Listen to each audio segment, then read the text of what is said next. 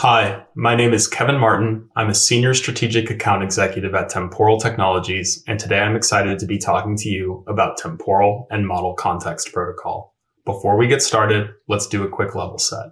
First and foremost, what is Temporal? Temporal is an open source, durable execution platform that allows you to write workflows as code.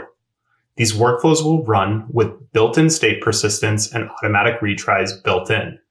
These workflows are highly reliable and can either be short or long running. Workflows will survive crashes or outages and resume right where they left off. For example, a temporal can wait for days or months for a signal or event, and an outage during the wait will not cause any disruption to the workflow's execution. Temporal allows you to orchestrate complex processes. Temporal will handle failures, timeouts, and human interactions for you.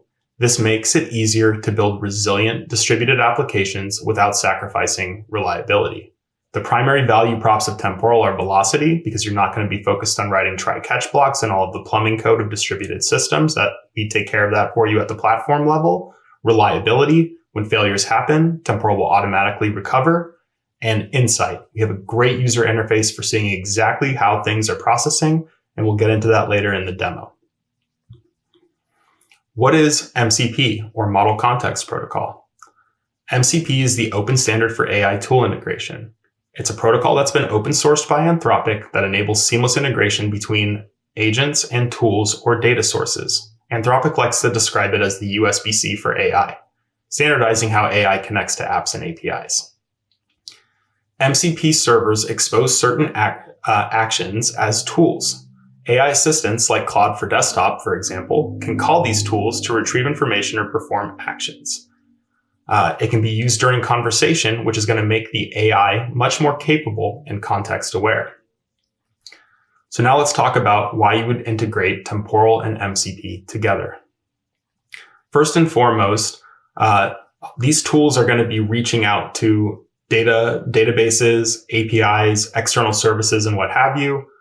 You might not control the network. You might get rate limited. The service might go down. There's that classic distributed systems nature here of a lot of surface area for things to go wrong.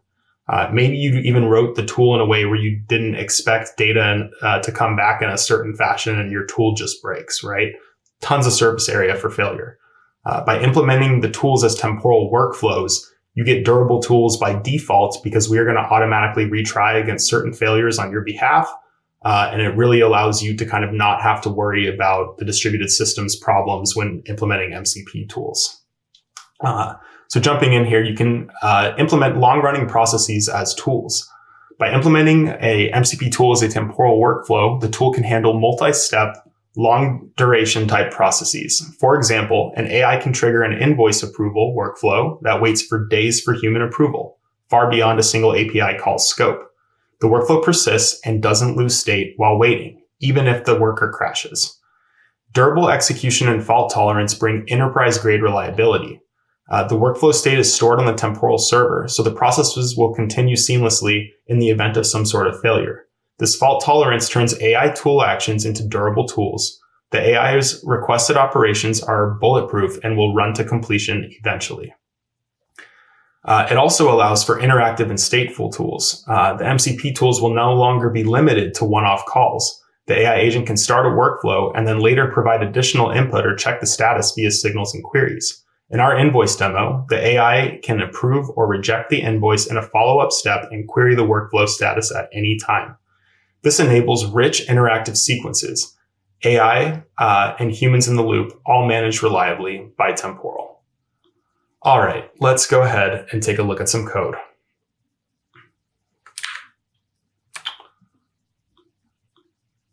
And we will go ahead and start with the invoice workflow. This is our temporal workflow definition in workflows.py. It orchestrates the entire invoice payment process. Let's talk about some of the key points. First and foremost, you can see we've implemented signals and queries here. The approve invoice signal and reject invoice signal are there to receive external approval decisions, and the get invoice status query is there to report on the current status. This allows for external interactions from our MCP tools or the UI with a running workflow. Now we can proceed to the workflow logic itself. When a new invoice starts via the run method, it first sets the status to pending validation and calls a validate against ERP activity, which we've designed to fail potentially. Temporal's auto healing will retry in the event of said failure, and it will generally complete.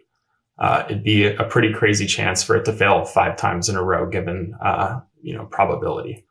After validation passes, it updates to pending approval and then waits for an approval signal. We will use workflow.wait condition with a timeout of 5 days, meaning the workflow can sleep for 5 days awaiting a human decision. And it's an efficient sleep as well. It's okay if the worker process crashes or restarts in between. The wait is durable. Next, we can kind of move on to the approval path. If the approved invoice signal is received, likely from an AI tool call, the workflow proceeds to mark the invoice as approved and moves on to payment. If a reject invoice signal comes, or if it's not approved within the timeout, it sets the status to rejected and ends the workflow. For each line item inside of the workflow, let's see, right there. For each line item inside of the invoice, the workflow starts a child workflow of type pay line item to process that line item's payment. These child workflows can run in parallel, each waiting until its due date and then attempting payment, calling the payment gateway activity. We have retry logic in place for transient failures like network issues, but certain errors like insufficient funds are treated as non-retriable. For completion, the workflow will aggregate the results of all the line item workflows. If any payment fails, it marks the overall workflow status as failed, and if all succeed, the status becomes paid. In either case, the workflow completes and returns the final status. Throughout, we log the progress, and one can query the status at any time via the query method. This demonstrates how Temporal manages a stateful multi-step transaction with ease. Next, let's jump to the fun part, the MCP server. And here we can kind of see some of our tool definitions. The first tool that we're looking at here is called Process Invoice. And as you can see, Temporal makes these tools really lightweight. Essentially, we establish a connection to Temporal. We create a workflow calling start workflow. We specify which workflow we want to run, what the data is, give it an ID, and which task queue we want the workflow to run on. And we'll return the workflow handle and the run ID such that we can take subsequent actions like approving and rejecting and or querying. And speaking of those things, approving and rejecting and querying, here are the rest of the tools. Approve and reject are super similar to each other. They are basically running handle.signal. So we establish the connection to Temporal. We grab the workflow handle and then we signal it with either an approval or a rejection. And pretty much the same thing for a query. We will grab the handle, we will describe it, and then we will query it for the status. And we will go ahead and supply both. All right, enough code. Let's see it in action. So I'm going to say, hi, Claude. Please process the following invoice immediately. So Claude is already hooked up to my MCP server, the one that you just saw, and it knew that it had a tool called Process Invoice available at its disposal. It went ahead and ran the tool, and we can see that it came back with a workflow ID and a run ID. Now let's hop over to the Temporal UI. I will go ahead and refresh here, and look, there is our workflow. Here we can see there's the invoice that I pasted in. We can see that first step validated against the ERP successfully. And there's that 5-day start to close, basically waiting for a human to take action or an agent to take action. So now we will return back to Claude.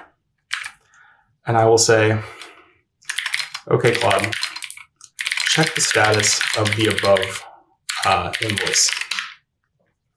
And let's see what Claude says. So Claude is going to go ahead and run that invoice status tool, passing in the workflow ID and the run ID. And sure enough, it got the response back and parsed it out into something that's more human-friendly than JSON. I can see that the status is pending approval. The workflow status is running. Here's the invoice ID. And here's the summary. The invoice is currently waiting for approval. It's in the approval workflow and needs someone to either approve or reject it to proceed to the next step. Would you like me to help you approve or reject this invoice? I'm going to say approve it so long as the total is less than $500. And it knew what the total was from the previous context and decided to run the approve tool, which was the correct result. And says, perfect, the invoice has been successfully approved. What is the status of the above invoice now? And I missed the question mark, but that's fine. It looks like the invoice has status is paid and the workflow status is completed. Let's go take a look inside of the temporal UI. And sure enough, here we can see the approve invoice signal came in and the line item child workflows got kicked off and everything was paid for. So this has been a really fun thing for me to build. I really enjoy talking about temporal and MCP. I think it's a really great tech marriage between the two technologies. There's so many fun things that you can build with MCP and AI agents if you have the trust in the tools that are at the agent's disposal. So it's really exciting for me to see all of the ways that temporal can kind of harden tools against network failures, server failures, how you can implement human in the loop, how you can solve for long running tools. Temporal is really great for all of these things. I really hope you enjoyed today's session. If you want to talk more about temporal and MCP, please find me on LinkedIn or inside of the temporal community Slack. I would love to discuss with you further. And I hope you found something useful in today's talk.